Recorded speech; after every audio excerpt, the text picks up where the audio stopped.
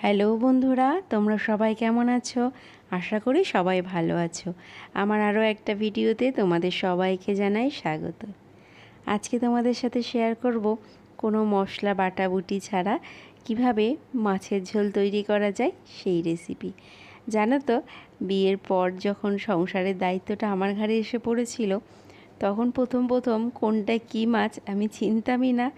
এক দিন তো মনে আছে, আমি ফোন করে করে কর্তামশাইয়ের কাছে খুব জিজ্ঞাসা করতাম, এটা কী মাছ, আমি তো বুঝতেই পারছি না।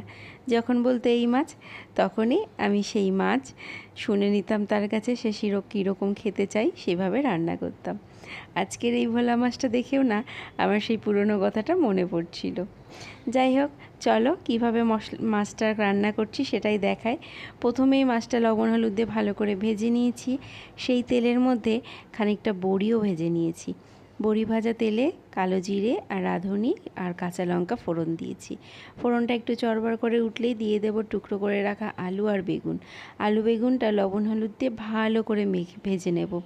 ভাজা হয়ে গেলে সামান্য একটু জল দিয়ে দেবো জিরের গুঁড়ো। মশলাটা ভালো করে কষিয়ে নিয়ে দিয়ে দেবো পরিমাণ মতন জল। জলটা ঝোলটা ফুটে উঠলেই দিয়ে দেব বড়ি আর মাছটা।